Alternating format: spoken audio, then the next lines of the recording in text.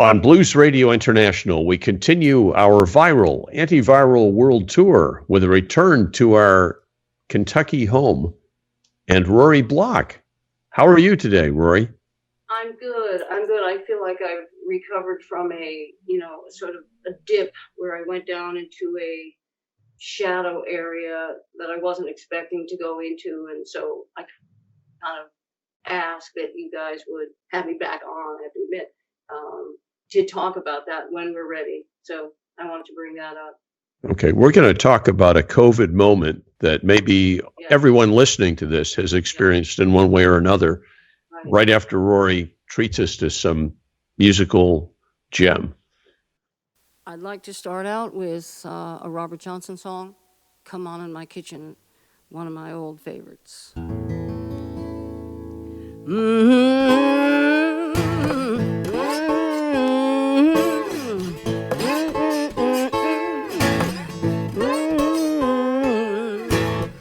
You better come on in my kitchen.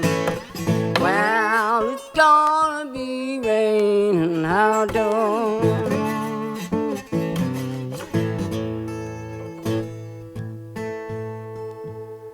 Well, the man I love took to my best friend. Some joker got a lucky, stood in that good gun. You better come on in my kitchen. Well, it's gonna be raining outdoors.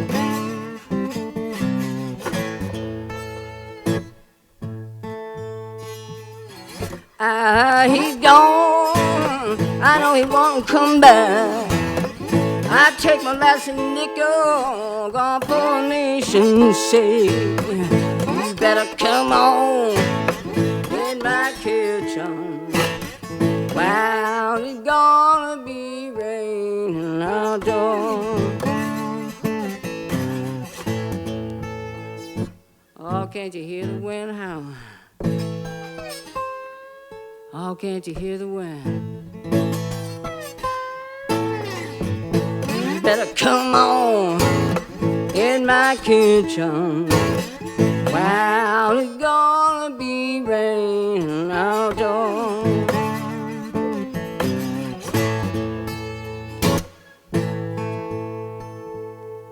When a woman gets in trouble, everybody throws her down. Looking for my good friends, I can be found. You better come on in my kitchen. Well, it's gonna be raining outdoors.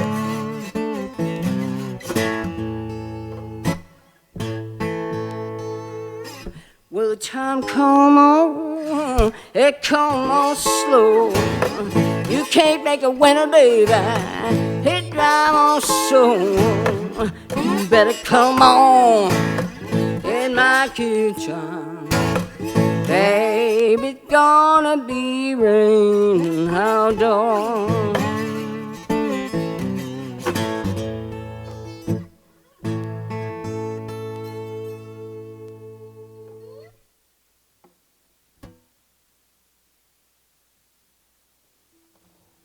What a beautiful rendition of a classic. And no matter how many times we hear it, you bring something different to it every time. Thank you.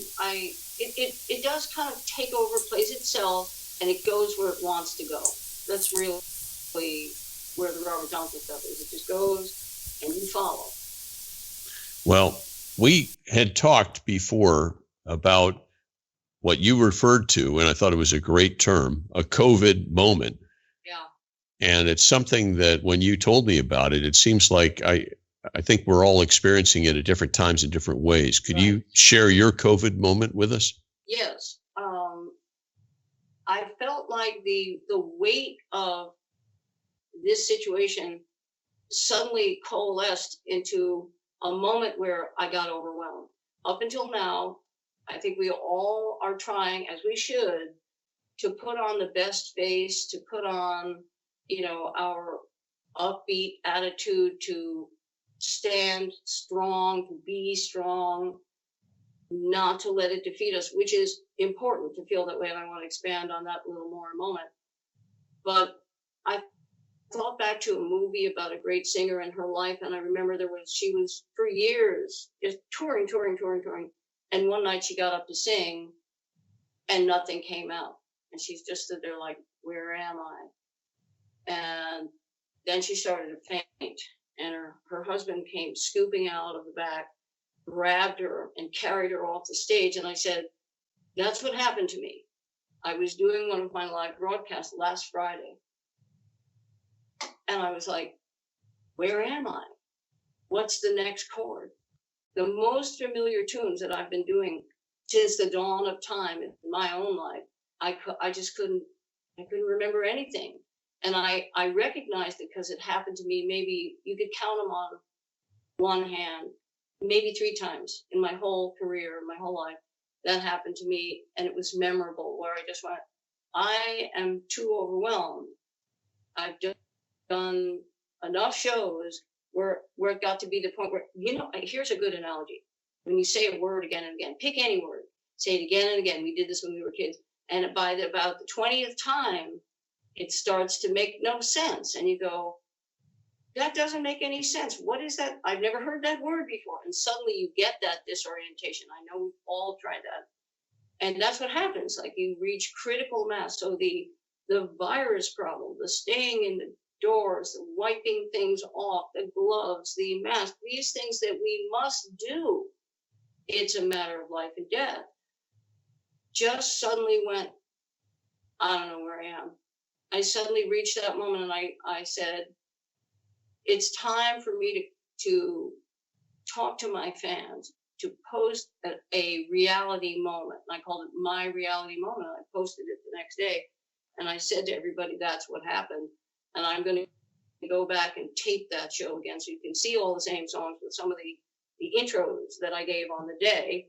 But anyway, bottom line is I called it a COVID moment, my reality moment. So many people said, thank you for being real. We could just keep on pretending that it doesn't get to us, but it did get to me. Of course, I'm thrilled and excited that it's starting to turn around, that we see the curve, going down a little. And those things are so important. And we've done a good job, everybody, globally around the world, everybody in Italy, wherever, the UK, everywhere. We've done a good job. But there comes a point where you go, why is this happening? You like grab your hair, you go, I can't take it anymore. So that's what happened to me. Now I'm back on track. Well, that's a pleasure and a blessing for us to hear, but I really appreciate that you talked to us about this, because when you told me about this, I suddenly realized we're all having COVID moments at different times. It may not be in front of a very large audience as you just experienced it, but there are in our hypervigilance and our making sure that we do everything to protect ourselves and the people we love, and in worrying about this, the weight of it sometimes is rested upon us at a time we least expect it. It might be mid-sentence, in your case, in mid-performance. And we all have to accept that that's going to happen and that it's okay. And I think that anyone who has not had a COVID moment may not be dealing with what we're confronting at this time. I think it had something to do with the realization is, what is the future going to be like? That the rollover. It's like, okay, we're doing this for a month. We're doing this for 2 weeks. Okay, we can manage. Good. We're grateful. We're happy. We're sad. The thing is also the weight of the sorrow. When I thought about, wait a minute, there's like how many millions of people who've lost someone that they love. What is that weight? And I know about that because I've had terrible loss in my own life. So I know it changes everything forever. And so that I began to just feel like the grief, the weight of the grief was getting stronger and stronger. And I had to take a moment to it's almost like I had to take a moment to bow my head in sorrow. I'm going to say that.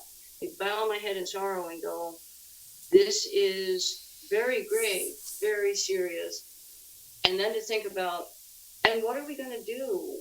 I miss the old days. We can't, what happens if we And I started playing out scenarios. You probably can't expect big crowds at shows for a while. You know, what's going to happen when we want to go, you know, standing on a line to do this and such. And I started to evaluate what the future would be like, and I became a little sad, wondering, you know, but I think that's a tough one. We can't go there. We just have to understand about gradually getting back to normal, you know, taking that step. But there comes a point where I know I shouldn't say this, but you just don't want to do it anymore. You just don't want to do it anymore. You go like, take my chances. This is probably a really bad thing to say, but I just felt like, let me get it and get immunity to it and just get over it, or God knows I might end up not surviving. But I just started having that feeling like I can't take this fear, the weight of it, other people's grief too. And I'm a strong person. I said that in my little post that I put up there. I'm a strong person and I can rebound, and I have rebounded from a lot because I'm a positive person. And I believe in gratitude, and I believe in loving every day and not taking a thing for granted. I don't take it for granted when I get up in the morning. I'm like thrilled. Hey, I'm still here, you know, that kind of feeling. Anyway. Well, I will tell you that I see this as a wonderful opportunity, as are most times of great stress and sorrow. Yeah. Because first of all, we can't hide from that COVID moment. Each of us is going to have it at different times, different ways, in different places. On the other hand, we could mourn what we can't do, that it might be an extended period and all that. But let's take that COVID moment and use it as an opportunity to say, what can I do here and now? Yeah. And it might be, you know, just straightening something. It might be picking up an instrument that you haven't picked up. It might be trying to do what we're doing now that none of us had ever done 2 months ago, right? Crashing through this thing. Yes. So I think that these COVID moments, let them be a launching point for us to go do something positive with our lives and to try to do something for other people along the way. And I can't thank you enough for taking the time to talk with us about it today. Yeah, that it is if anything positive continues to happen, it really is the incredible outreach of people to people, getting calls from friends that you haven't talked to like in 20 years. Yeah. And everybody's saying, I love you at the end of the conversation. And we are all just checking on each other and coming up with ideas of how to stay in touch. And I'm FaceTiming with my granddaughter, which I never really got it together to do this video thing before. I just always avoided it. I avoided it all this time. You guys are light years ahead of me. So that's it. You know, it is really, I think we can really celebrate that the volume of closeness and love is ramping up.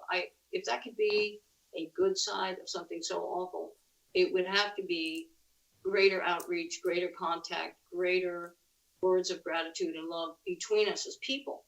I'm sure you find the same thing. We Yes. certainly do. And the thing yes. that really is connecting us beautifully is the amazing music that you are bringing to us. I'm hoping you can take us out with another piece of beautiful musical inspiration.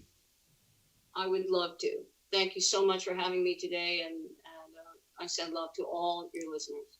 I think I'd like to do a song that's the title track of my new CD. It's called Prove It On Me, and it's a Ma Rainey song. It's a great little song written before its time.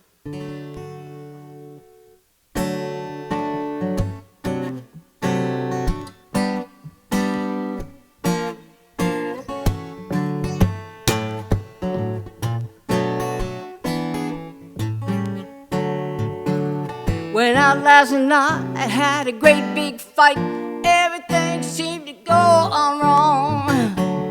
When I looked up, to my surprise, the gal I was with was gone. Where she went, I don't know. I mean to follow everywhere she goes. Folks said I'm crooked, I don't know where she took it. I want the whole world to know. They say I do it, but ain't nobody caught me. Sure got to prove it on me. Went out last night with the crowd of my friends.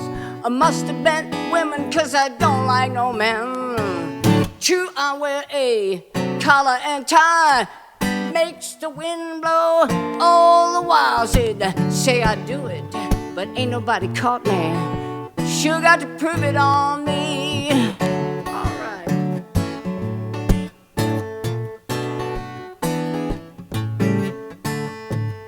They say I do it, but ain't nobody caught me. Sure got to prove it on me. Went out last night with a crowd of my friends. Must have been women, 'cause I don't like no men. Yes, I wear a collar and tie, talk to the girls like any old guy. Now they say I do it, but ain't nobody caught me. Sure got to prove it on me. Sure got to prove it on me.